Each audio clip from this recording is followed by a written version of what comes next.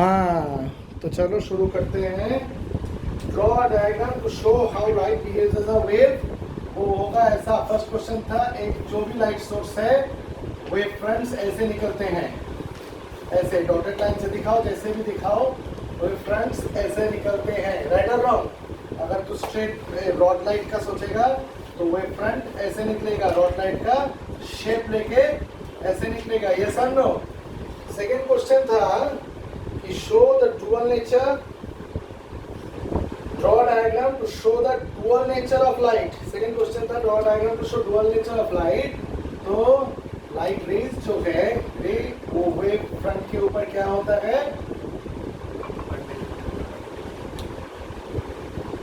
Perpendicular. Wave front के ऊपर क्या होता है?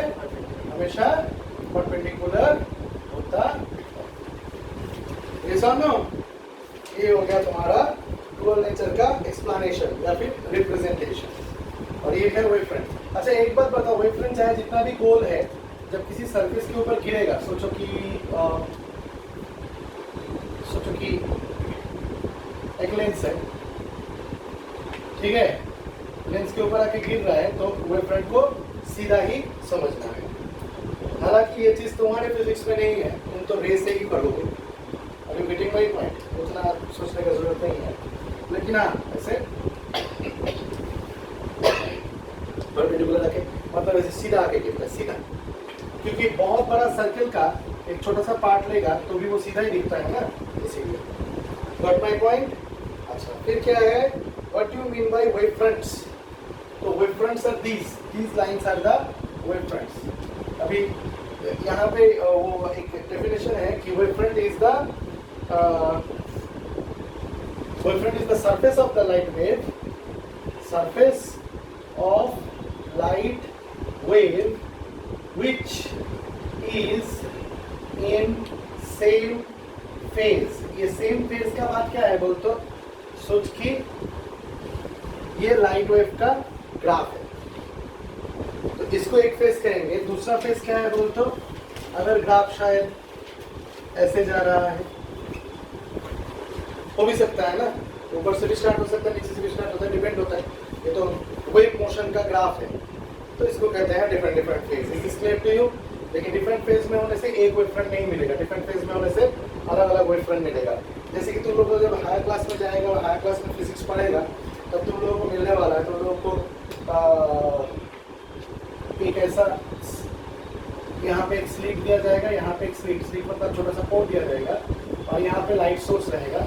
लाइट सोर्स का जो वेव फ्रंट्स निकलेगा, जब इस पोर्ट से पार होकर निकलने लगेगा, और इस पोर्ट से पार होकर जब निकलने लगेगा, ये फेज बदल जाएगा। मतलब ये थोड़ा सा और ये थोड़ा सा पीछे से जाएगा, मतलब शायद ऐसे जाएगा। समझ में आया? एक का फेज दूसरे का फेज से अलग अलग हो जाएगा, तब जाके क्या मिलेगा? इंटरफेरेंस मिल सकता है। ऐसा भी हो सकता है, या फिर डिफरेंट फेज में रहना, इसको भी कह सकते हैं। सोच कि ये इसका वेवलेंथ लैम्डा है ना, इसका वेवलेंथ उतना बड़ा नहीं है, लैम्डा नहीं है, छोटा है, लैम्डा बाई 2 है मे बी, ठीक है। ऐसा भी हो सकता है, इसको भी डिफरेंट डिफरेंट फेज कहा जाएगा। क्लियर हुआ? तो वो चीज़ हायर कॉन्सेप्ट में मिलेगा, तब जाके क्या मिलता है? कहीं पे उजाला, कहीं पे अंधेरा, ऐसा कुछ मिलता है। कब उजाला मिलता है, कब अंधेरा मिलता है, पता है? सोच की तो ऐसे जा रहा है, ठीक है, और दूसरा जो लाइट वेव है वो दोनों ना ऐसे इंटरसेक्ट किए हैं, ये और ये क्रेस्ट के ऊपर क्रेस्ट बैठ गया, ट्रफ के ऊपर ट्रफ बैठ गया, तो इसका ना एम्पलीट्यूड बड़ा हो जाता है। You getting my point? दोनों प्लस हो जाते हैं, ठीक है। तो लाइट का इंटेंसिटी ना और ज़्यादा बढ़ जाता है। जैसे इस रूम में 2 लाइट जल रहा है ना, ठीक है, ऐसे इसीलिए लाइट का इंटेंसिटी 2-3 लाइट जलाने से बढ़ जाता है, ऐसा होता है। और कभी कभी क्या होता है कि अगर तू 3 स्लिट से पास कराएगा और फेज बदल गया है, तो इसके ऊपर सेटिंग हो सकता है। ये ना सबट्रैक्ट हो गया, मतलब ये अगर क्रेस्ट के ऊपर ट्रफ बैठ गया और ट्रफ के ऊपर क्रेस्ट बैठ गया, तो एकदम सीधा, मतलब कुछ भी नहीं मिलेगा, या फिर बहुत कम मिल सकता है, बहुत ही छोटा मिल सकता है, यानी लाइट का इंटेंसिटी घट जाएगा, या फिर बिल्कुल अंधेरा भी हो सकता है। मतलब सर 2 लाइट जला के अंधेरा मिल रहा है, हो सकता है, डिपेंड करता है, वैसा एक्सपेरिमेंट है, ठीक है। उसको कहते हैं, इस फिनोमेना को कहते हैं इंटरफेरेंस ऑफ लाइट। क्या कहते हैं इस फिनोमेना को? Interference of light. ऐसा ऐसा देखा गया है कि दो स्लिट से अगर लाइट आएगा, ये वाला एक स्लिट है, यहाँ वाला स्लिट है, लाइट आ रहा है, तो ऐसा देखा जाता है कहीं पे अंधेरा है, कहीं पे उजाला है, और कहीं पे बिल्कुल अंधेरा है, कहीं पे उजाला है, कहीं पे बिल्कुल अंधेरा है। इसी चीज़ को इंटरफेरेंस ऑफ लाइट कहा जाता है। इसको रे नेचर से कभी एक्सप्लेन किया ही कर ही नहीं सकते। Are getting my point? Is this clear to you? हाँ, समझ में आया? तो ये चीज़ है।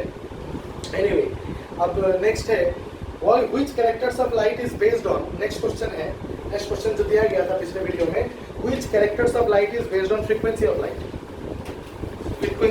फ्रीक्वेंसी ऑफ लाइट के ऊपर कौन सा कैरेक्टर बेस्ड है? ठीक है, light, colour of light. Frequency ऊपर क्या बेस्ड है? कलर ऑफ लाइट फ्रीक्वेंसी के ऊपर बेस्ड है। अलग अलग कलर का लाइट का अलग अलग फ्रीक्वेंसी होता है। ठीक है, जैसे कि तुम लोगों को पता है ना कि व्हाइट लाइट जो है, तुम लोगों को ये पता होना चाहिए, लाइट जब पड़ रहे हो तुम लोगों को पता होना चाहिए कि व्हाइट लाइट जो है, व्हाइट लाइट, ठीक है, व्हाइट लाइट जो है वो ब्रेक डाउन होता है 7 कलर्स में, ग्रीन, जी और, ठीक है, violet, indigo, blue, green, yellow, orange, red. ठीक है, वायलेट का अलग फ्रीक्वेंसी है, indigo, blue, green, yellow, orange, red. सबसे ज्यादा फ्रीक्वेंसी होता है वायलेट का। फ्रीक्वेंसी सबसे ज्यादा किसका होता है? वायलेट का। फ्रीक्वेंसी सबसे कम होता है रेड का। मतलब इस तरफ जाओगे तो फ्रीक्वेंसी डिक्रीज कर रहा है, समझ में आया? और इस तरफ जाओगे तो फ्रीक्वेंसी इंक्रीज कर रहा है। Is clear to you? तो फ्रीक्वेंसी के ऊपर क्या डिपेंड करता है? Colour of light.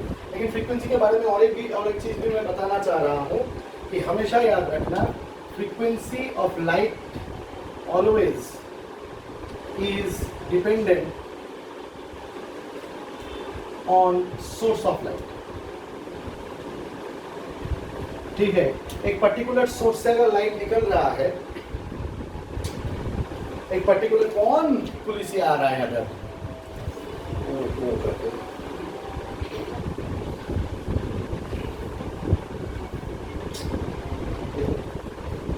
मेरे को थोड़ा सा भी डिस्टर्ब पसंद नहीं है।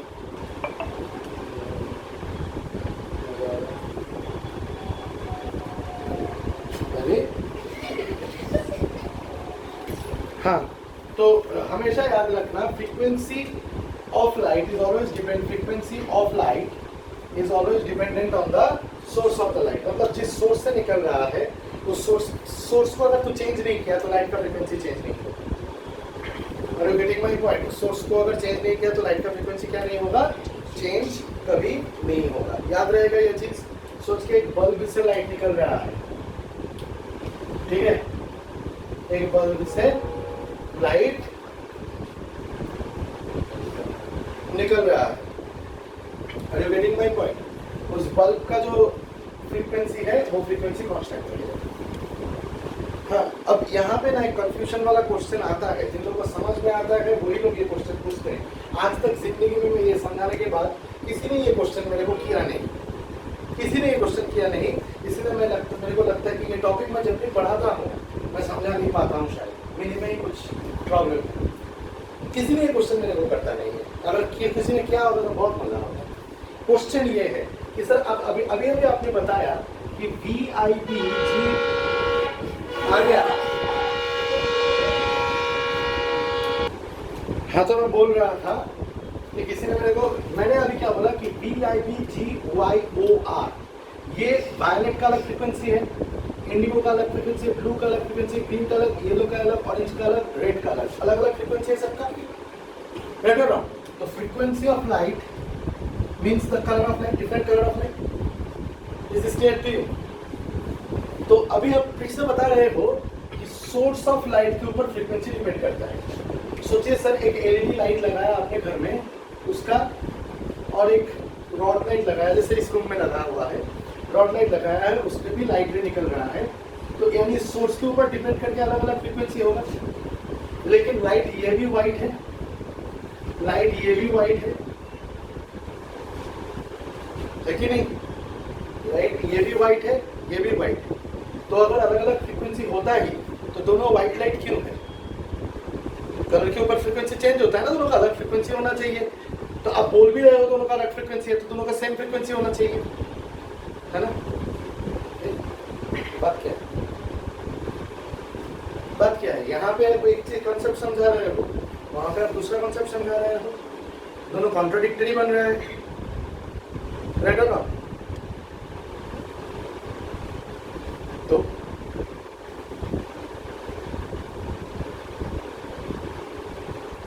एक्चुअली बेटा लाइट प्रोड्यूस होता है, तुम लोगों को पता है कि किसी भी लाइट सोर्स, सोचो ये लाइट सोर्स है, इसके अंदर जो एटम्स है, इन एटम्स में से लाइट निकल के आता है। क्यों एटम्स में से लाइट निकल के आता है? कि एटम्स का इलेक्ट्रॉन जंप करता है अपने लोअर एनर्जी लेवल से हायर एनर्जी लेवल में, एटम्स के इलेक्ट्रॉन जंप करते हैं और जब वो वापस चले जाते हैं तब वो रेडिएशन करके निकलता है, राइट और नॉट? यहाँ पे बहुत सारे एटम्स हैं, राइट और नॉट? और सारे अपर शेल में जा रहे हैं, नीचे के शेल में भी जा रहे हैं, राइट और नॉट? और वो लोग जो रिलीज कर रहे हैं वो है इलेक्ट्रोमैग्नेटिक रेडिएशन।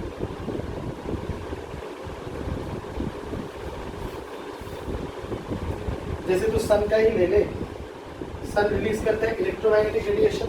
अभी इलेक्ट्रोमैग्नेटिक रेडिएशन का रेंज तो बहुत बड़ा है, ठीक है। एक होता है विजिबल रेंज, जो की तरह व्हाइट लाइट के रेंज है, फिर उसके बाद अल्ट्रा वायलेट आता है, नहीं, फिर उसके बाद इंफ्रारेड रेज आता है, फिर उससे पहले अल्ट्रा वायलेट रेज आता है?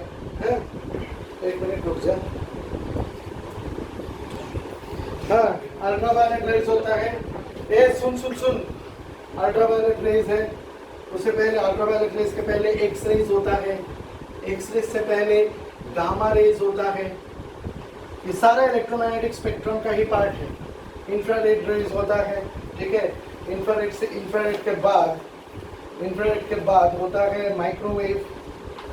माइक्रोवेव मतलब माइक्रोवेव नहीं, वेव, माइक्रोवेव।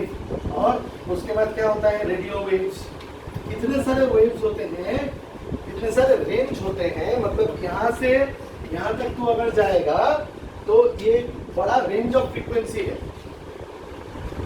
अरे गेटिंग माय पॉइंट? ये क्या है? बड़ा रेंज ऑफ फ्रीक्वेंसी है, बहुत ही लंबा और बड़ा रेंज ऑफ फ्रीक्वेंसी है ये। Am I being able to make myself clear?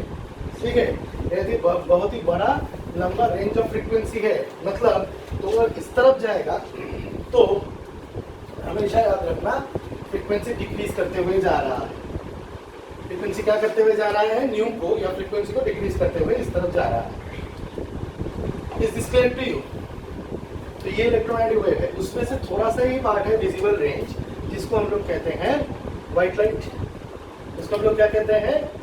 White light. यानी एक पर्टिकुलर सोर्स से जब लाइट रेज निकलता है या लाइट निकलता है, वो एक पर्टिकुलर रेंज से पर्टिकुलर रेंज तक फ्रीक्वेंसी निकलता है, जिसके अंदर बहुत सारा फ्रीक्वेंसी कंबाइंड है। इतना समझ में आ रहा है? इसके अंदर क्या है? बहुत सारा फ्रीक्वेंसी कंबाइंड है। ये लाइट का नेचर है कि तू अगर चाहे तो उस कंबाइंड फ्रीक्वेंसी को ब्रेक करके अलग अलग फ्रीक्वेंसी में तोड़ सकता है। अदरवाइज अगर व्हाइट लाइट किसी से निकल रहा है तो एक रेंज ऑफ फ्रीक्वेंसी निकल रहा है। सर चलो, एक रेंज ऑफ फ्रीक्वेंसी निकल रहा है तो वायलेट टू रेड ही निकल रहा है ना सर, वायलेट टू रेड ही निकल रहा है, तो फिर व्हाइट लाइट में ये वाला फ्रीक्वेंसी और ये वाला फ्रीक्वेंसी अलग ही कैसे हो गया? सोर्स के ऊपर डिपेंड कैसे हो गया? रीजन ये है कि ऐसा हो सकता है, देख ध्यान लगा के सुन, ऐसा हो सकता है कि इस वाले जब एक्सपेरिमेंट में कहा, मतलब सॉरी फिजिक्स में कहा जाता है कि व्हाइट लाइट को ब्रेक करने से, यानी प्रॉपर सन लाइट को ब्रेक करने से तेरे को VGO मिलेगा, violet, indigo, blue, green, yellow, orange, red, proper sunlight को ब्रेक करने से मिलेगा। अब उसके कॉम्बिनेशन से एक पर्टिकुलर फ्रीक्वेंसी का लाइट सन से निकल रहा है, जिसमें ये सारे रेज भी हैं। Are you getting my point? उस वेव को अगर तू तोड़ देगा, मतलब उस वेव के अंदर बहुत सारे वेव के कॉम्बिनेशन है, मतलब इलेक्ट्रोमैग्नेटिक वेव्स कैसे हैं? इलेक्ट्रिक फील्ड और magnetic field perpendicular to each other निकलने लगते हैं, ऐसे करके इलेक्ट्रिक फील्ड और magnetic field perpendicular to each other vibrate करके निकलने लगते हैं, एक पॉइंट से निकल रहा है सोच। तो एक ही टाइप ऑफ वाइब्रेशन तो नहीं निकल रहा है, अलग अलग फ्रीक्वेंसी का वाइब्रेशन निकल रहा है। क्यों? क्योंकि उस सोर्स में बहुत सारे पार्टिकल्स हैं। किसी का एटम का इलेक्ट्रॉन पहले शेल से थर्ड में जा रहा है, किसी का पहले से फोर्थ में जा रहा है, किसी का पहले से सिक्स्थ में जा रहा है, और जितना एनर्जी गैप क्रिएट कर रहा है उस हिसाब से E = hν, ये वाला इक्वेशन यूज करके जितना एनर्जी डिफरेंस हो रहा है उतना फ्रीक्वेंसी निकल रहा है। जो पहले से थर्ड वाले में जा रहा है वो एक पर्टिकुलर फ्रीक्वेंसी का लाइट निकल रहा है, जो पहले से फोर्थ वाले में जा रहा है इलेक्ट्रॉन जंप करके वो एक पर्टिकुलर फ्रीक्वेंसी का लाइट निकल रहा है, जो पहले से फिफ्थ वाले में जा रहा है वो एक पर्टिकुलर फ्रीक्वेंसी का लाइट निकल रहा है, ऊपर से जा रहा है वो एक पर्टिकुलर फ्रीक्वेंसी का लाइट निकल रहा है, राइट और रॉन्ग। और ये सारे फ्रीक्वेंसीज एक साथ होके एक पर्टिकुलर ये से निकल रहे हैं, इसीलिए इतना रेंज ऑफ फ्रीक्वेंसी मिल रहा है। लेकिन क्या ये ऐसे ही मिल जाता है? तुमको तो लगता है कि एक साथ आ रहा है, तुम अगर ब्रेक करोगे लाइट को तब मिलेगा। सर लाइट ब्रेक कैसे किया जाता है? जैसे व्हाइट लाइट को ब्रेक किया जाता है प्रिज्म से पास करा। अब प्रिज्म से पास होने से लाइट क्यों ब्रेक होता है उसके बारे में भी समझाऊंगा। क्या समझाऊंगा? प्रिज्म से पास होने से लाइट क्यों ब्रेक होता है वो चीज भी समझाऊंगा।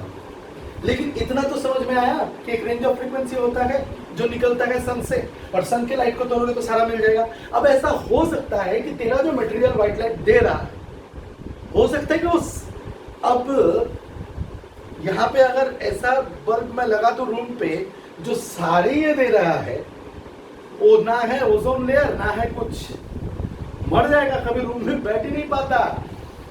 ओजोन लेयर क्या करता है? ये अल्ट्रावायलेट वगैरह को रोक देता है ना। Are you getting my point? ये सब तो आता ही नहीं है। अब सारा अगर होता तो मर जाता बे। सन का ही सारा अर्थ में नहीं आता। Am I being able to make myself clear? सन का ही सारा अर्थ में नहीं आता।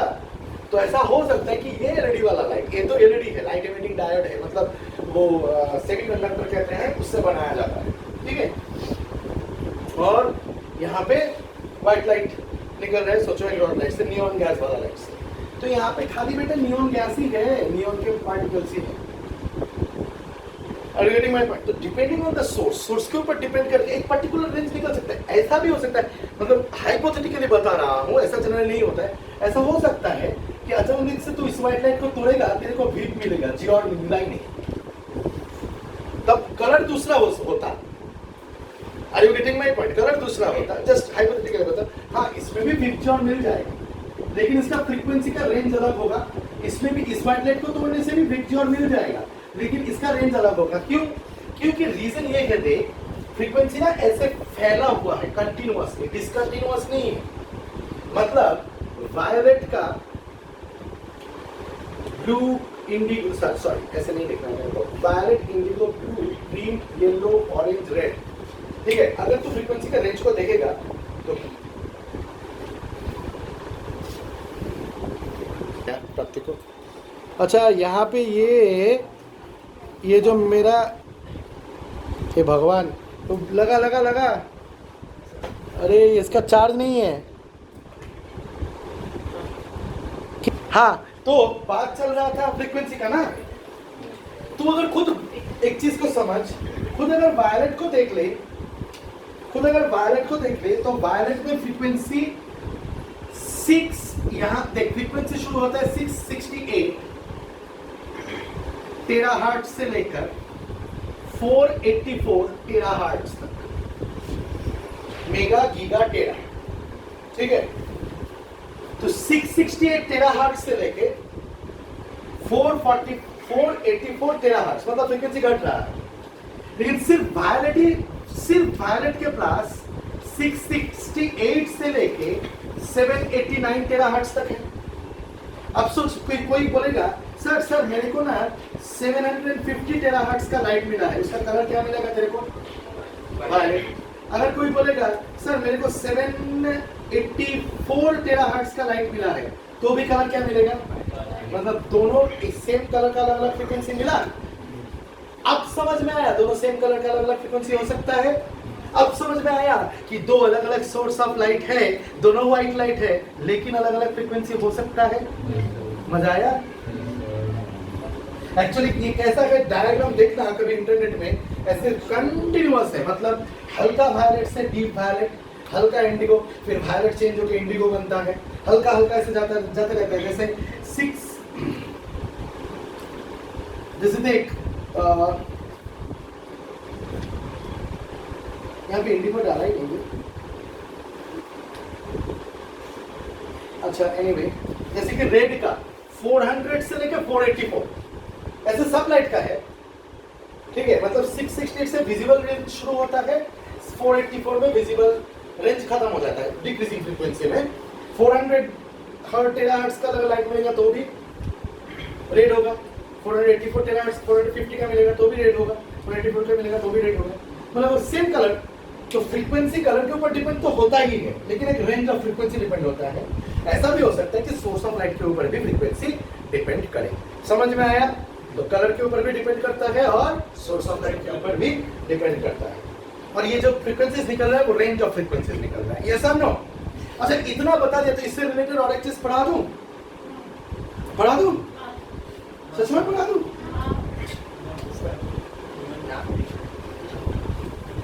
क्या बहुत टफ लग रहा है क्या? सच बता, टफ लग रहा है इंटरेस्टिंग लग रहा है? इंटरेस्टिंग है ना? अब समझ में आया लड़कियों को क्यों ये चैप्टर ज्यादा समझ में आना चाहिए? हाँ, क्या कलर देखना, कलर चेंज, लड़कियों को पूरा निर्भर कलर। अरे ये वायलेट नहीं है, ये डीप वायलेट है, हल्का वायलेट है, ये एक्वा टील है, ये बेबी पिंक है, ये एडल्ट पिंक है, ये वो वाला क्रिम्सन रेड है, वो वाला ग्रीन है। अलग अलग ग्रीन, अलग अलग रेड, इनके आंखों में बड़ा। मैं तो जाता हूँ रेड को रेड ही देखता हूँ। हाँ, उन दोनों में पिंक और रेड में डिफरेंशिएट कर सकता हूँ। लड़कियां ना वो रेड और पिंक है ना, उनमें 100 कलर डिफरेंशिएट कर देंगी, मैं बता रहा हूँ। भारी और हल्का, हाँ 100 कलर डिफरेंशिएट कर देंगी, और हर एक कलर का अलग अलग फ्रीक्वेंसी होगा। और लेकिन लड़कों को क्या दिखेगा? रेंज ऑफ फ्रीक्वेंसी दिखेगा, है ना? लड़कों के आंखों में रेंज ऑफ फ्रीक्वेंसी दिखता है। अरे 400 to 484 मतलब रेड भाई, शॉपिंग में भी वही दिखेगा। हाँ, और लड़कियां 400, 400.1, 400.2 अलग अलग कलर देख लेंगी, मैं बता रहा हूँ। इसीलिए चैप्टर लड़कियों को समझना चाहिए। अब शायद कालो Jama is, what is a kalo jama? Kalo jama is a jama which absorbs all the light. Why is there color of anything? Jama का कलर नहीं चल रहा है यहाँ पे, मैं जो पढ़ा रहा हूँ और लाइट का कलर पढ़ा रहा हूँ। सुन ले, नहीं वो सही, एकदम सही टॉपिक पे गया है। इसी टॉपिक में शायद मेरे को जाना चाहिए था, मैं दूसरे टॉपिक में जा रहा था। नहीं तो अच्छा टॉपिक में गया, इसको लेकर भी बात करना चाहिए हम लोगों को। बहुत ही अच्छा टॉपिक में तो गया। Are you getting my point? इसको लेके हम लोगों को बात करना चाहिए। You have gone into excellent topic. हम लोग किसके बारे में बात कर रहे हैं? कलर ऑफ लाइट के बारे में बात कर रहे हैं, राइट और रॉन्ग? है ना? Colour of light. लेकिन व्हाइट लाइट में हम लोग रहते हैं तो अलग अलग कलर दिखता है। ये क्यों होता है? क्योंकि व्हाइट लाइट जब गिरता है किसी लाइट सोर्स से किसी ऑब्जेक्ट के ऊपर, तो जिस फ्रीक्वेंसी का लाइट वो रिफ्लेक्ट करता है वही तेरे आंखों में जाता है और तू उस कलर को परसीव करता है। बाकी सारे कलर्स को वो, बाकी सारे फ्रीक्वेंसीज को वो एब्जॉर्ब कर चुका है। ब्लैक एक ऐसा कलर है जो पूरे फ्रीक्वेंसी को एब्जॉर्ब कर लेता है, कुछ भी रिफ्लेक्ट नहीं करता है। इसीलिए देखना बोलते हैं कि गर्मी के दिन ब्लैक कलर पहनो, ज्यादा गर्मी लगेगी, क्योंकि पूरा सारा फ्रीक्वेंसी एब्जॉर्ब करता है, पूरा रेडिएशन एब्जॉर्ब करता है, मतलब पूरा एनर्जी एब्जॉर्ब कर लेता है कि नहीं? बात समझ में आया?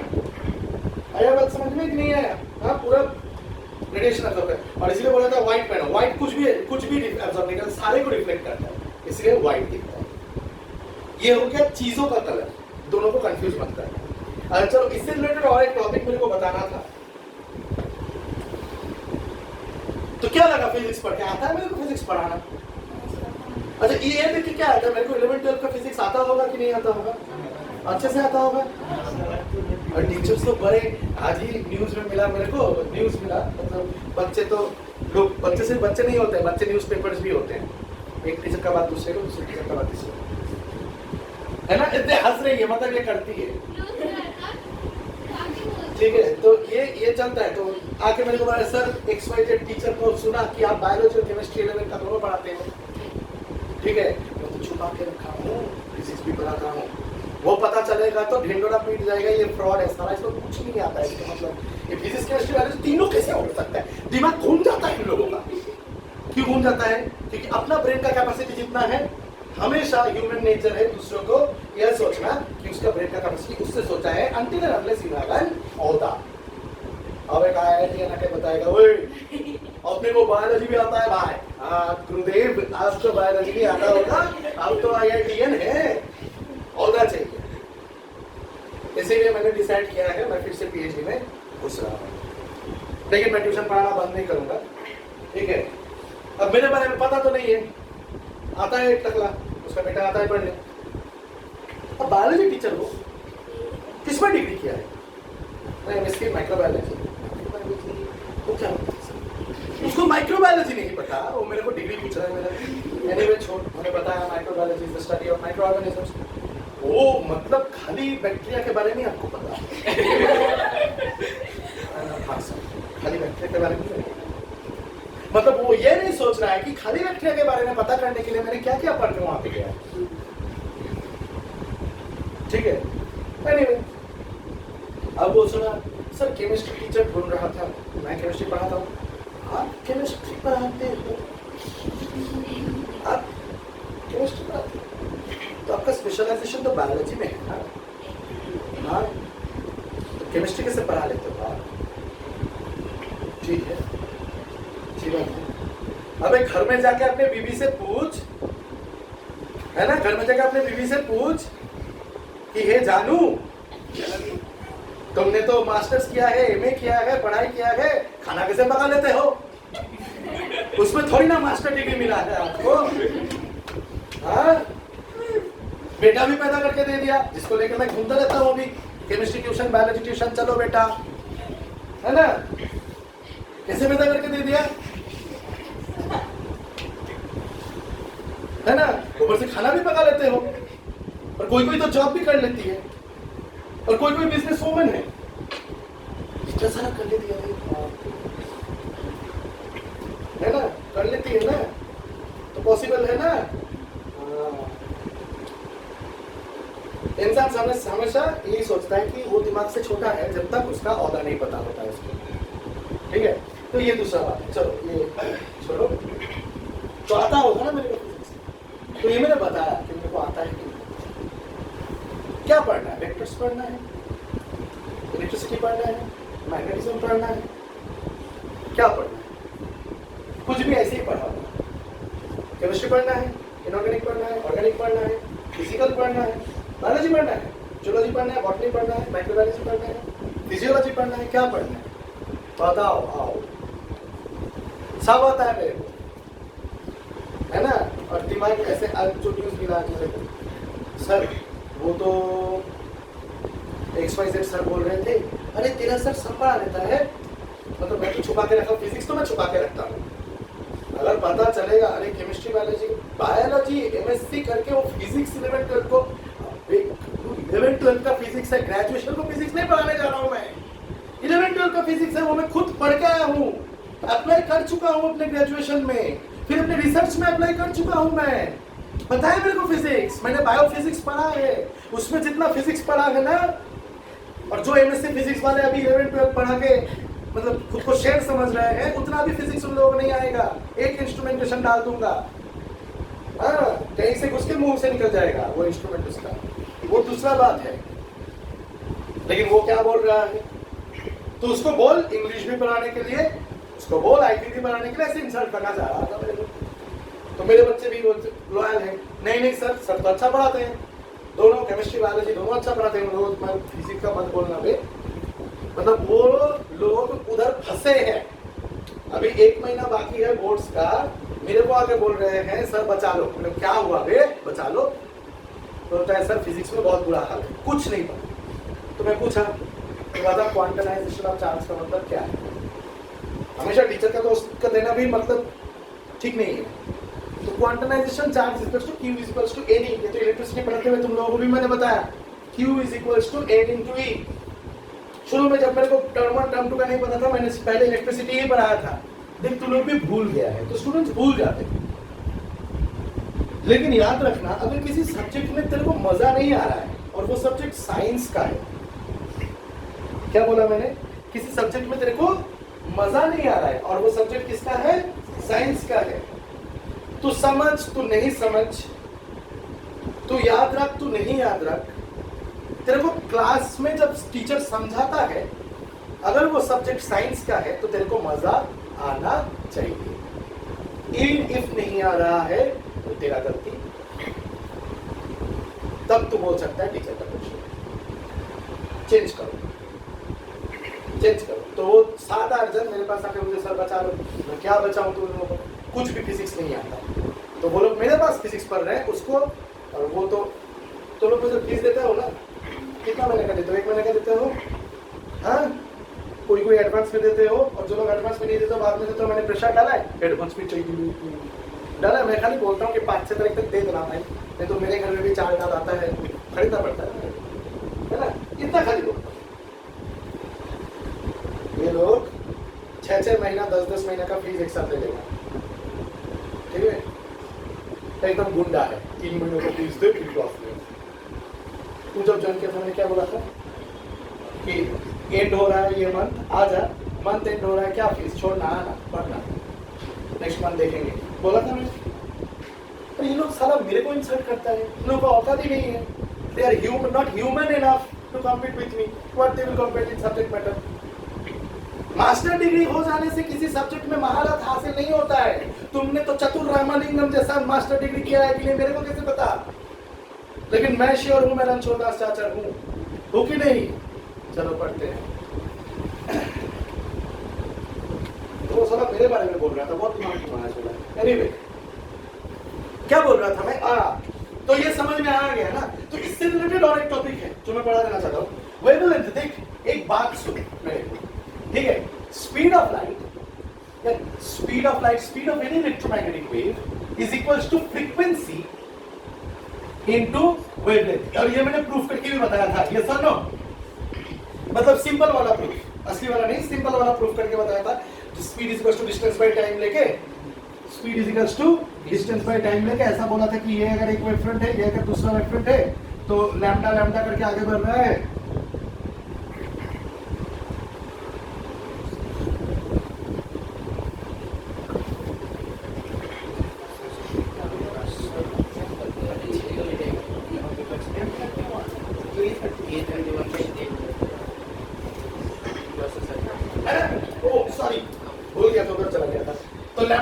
आगे बढ़ रहा है तो लैम्डा लैम्डा लैम्डा करके आगे बढ़ रहा है, तो n lambda is the distance travelled n times, तो d is equals to n lambda.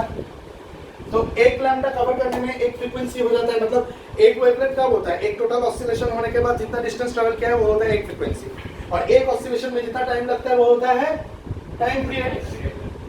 तो time period is inverse of frequency, मतलब n into टाइम पीरियड रखा तो a is equals to n lambda divided by nt, n cancel, lambda by t, इसका मतलब lambda into 1 by t, इसका मतलब lambda into frequency. मतलब ये exam hall में जाके कर मत देना, ये मेरा शॉर्टकट है समझने के लिए। Is this clear to you? मतलब कितना फ्रीक्वेंसी हो रहा है, इतना कितना वेवलेंथ हो रहा है, हम लोगों को क्या मिल जाता है, हम लोगों को मिल जाता है स्पीड ऑफ लाइट। अब एक चीज सुनो, C is equals to nu into lambda। अगर तू एक मीडियम से दूसरे मीडियम में जा रहा है बेटा, ठीक है, ये तो एक्चुअली वेव्स ट्रेवल कर रहा है ना, ऐसे ऐसे वेव ट्रेवल कर रहा है, यस और नो, वेव ऐसे ट्रेवल कर रहा है, हम लोग रे से दिखा रहे हैं, तो वेव्स भूल जाते हैं, हम रे की बारे में बात करते हैं। एनीवे, लेकिन फ्रीक्वेंसी इनटू लैम्डा, अगर C चेंज हो रहा है तो तेरे को लगता है कि फ्रीक्वेंसी चेंज हो रहा है? कभी नहीं, क्योंकि मैंने अभी पढ़ा है कि frequency depends on the source of the light. जिस सोर्स से आ रहा है उस सोर्स के ऊपर फ्रीक्वेंसी डिपेंड करेगा, और वो कितना भी मीडियम चेंज कर ले, स्पीड चेंज करके इधर उधर चला जाए, increasing the speed decreasing speed, इधर उधर चला जाए, जितना भी ये कर ले, जितना भी ये कर ले, फर्क नहीं पड़ता बेटा। क्या नहीं पड़ता? फर्क नहीं पड़ता, फ्रीक्वेंसी चेंज नहीं होगा, depends on the source of the light, depends on the colour of the light, वो नहीं चेंज होगा। तेरे को लगता है लाल लाइट घुसेगा ये ब्लू होके निकलेगा, नहीं होगा ना। तो frequency depends on the source of the light. तो बोल तो बेटा क्या चेंज होता है? वेवलेंथ चेंज होता है। जब C चेंज होता है, न्यू इनटू वेवलेंथ चेंज होता है। इस ये पता है सीबीएसई वालों के एसएम के बुक में दिया हुआ है, ये नहीं दिया हुआ है, ये नहीं दिया हुआ है। दिया क्या हुआ है पता है? एक चीज था ना तुम लोगों का कि लाइट अगर सीधा गिरेगा तो सीधा ही जाता है, वहां पे देखना जो मैंने समझा था ना, वेव फ्रंट ऐसे आके गिर रहा है, तो सेम वेव फ्रंट गिरेगा तो वेव फ्रंट बेंड नहीं होगा, तो लाइट भी बेंड नहीं होगा, सिखाया था ना। वहां पे देखना ऐसे ईस्टर्न बुक में गिरी गिरी गिरी गिरी करके ड्रॉ किया है, मतलब यहाँ पे ज्यादा वेवलेंथ है, यहाँ पे कम वेवलेंथ है, दिखा रहा है, मतलब स्पीड घटा है लेकिन बेंड नहीं करेगा लाइट, क्योंकि ऐसे घुसा है। तो देखो वही चीज मैंने यहाँ पे समझाया, स्पीड घटता है तो लैम्डा घटता है, स्पीड बढ़ता है तो लैम्डा बढ़ता है। Is this clear? तो एक चीज बता मेरे को, अगर मैं अलग कलर का लाइट फेंकूंगा तो लैम्डा चेंज होता है तो स्पीड चेंज होता है। सोच कि ये एयर है, ये वाटर है, अच्छे से याद रखना, ये एयर है, ये वाटर है। तुम लोग को समझ में आ रहा है ना मैं क्या पढ़ा रहा हूं? अगर सोच एक particular lambda and particular frequency का लाइट इधर गिरा, फ्रीक्वेंसी तो छोड़ दे, एक पर्टिकुलर लैम्डा का लाइट गिरा, मतलब पर्टिकुलर स्पीड लेके, मतलब लैम्डा तो इधर जाके बदलेगा ही, क्योंकि स्पीड बदलेगा, राइट और रॉन्ग? अब लेकिन ऐसा है कि एक जैसे फ्रीक्वेंसी का भी हर एक कलर का रेंज होता है, हर एक कलर का क्या होता है, रेंज होता है, तो लैम्डा इतना बदल गया कि कलर ही चेंज हो गया, ऐसा नहीं भी हो सकता है, उसी रेंज में थोड़ा सा बदल सकता है। Are you getting my point? Are you understanding? जैसे कि दूसरा वाला पेन तो मेरे कलर का पॉकेट में,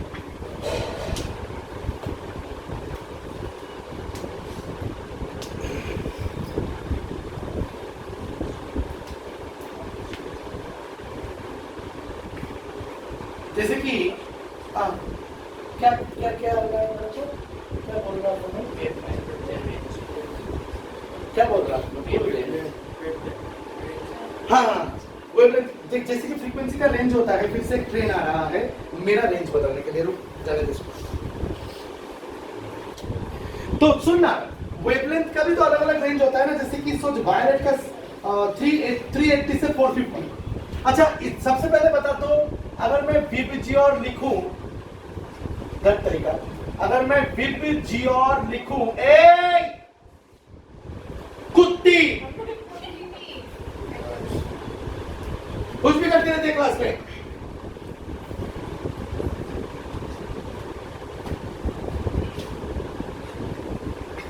दिशा समझ में आ रहा है? हाँ? तो VIPGYOR मिला ना तेरे को, VIPGYOR। तो इस तरफ अगर फ्रीक्वेंसी घट रहा है, अरे ये यार कुछ अच्छा पेन भी लाया करो,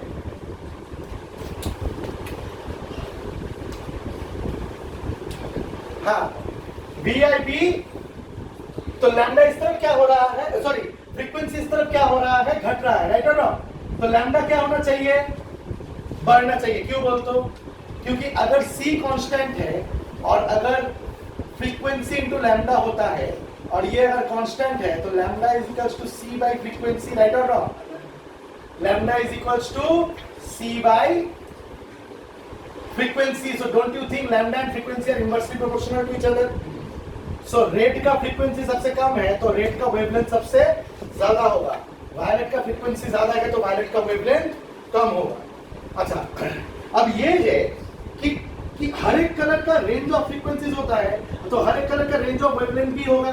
जैसे कि सोच 380 टू 450 नैनोमीटर वायलेट का ही है, रेट का अगर देखेगा तो 620 टू 750 नैनोमीटर।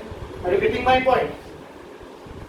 एक पर्टिकुलर फ्रीक्वेंसी के लिए एक पर्टिकुलर वेवलेंथ होता है, लेकिन क्योंकि एक कलर का रेंज ऑफ फ्रीक्वेंसी है तो रेंज ऑफ वेवलेंथ भी होगा। तो ऐसा हो सकता है एक पर्टिकुलर वेवलेंथ जब घुस रहा है तो मेरे को आर्ग्यू कर सकता था कि वेवलेंथ ही चेंज होता है स्पीड की वजह से, यानी colour of the light change होना चाहिए, नहीं, इतना भी चेंज नहीं होता है कि उस रेंज से बाहर निकल जाए। Is this clear to you? समझ में आ गया?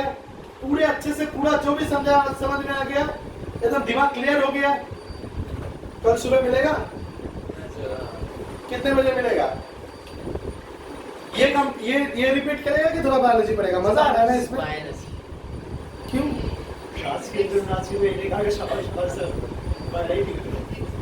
तो सुबह सुबह थोड़ा ये कर लेते हैं ना, मजा आ जाएगा। सच में बोल रहा हूँ, बहुत अच्छा चल फ्राइडे कर Yes, sir. कल बोला हूँ नहीं बोला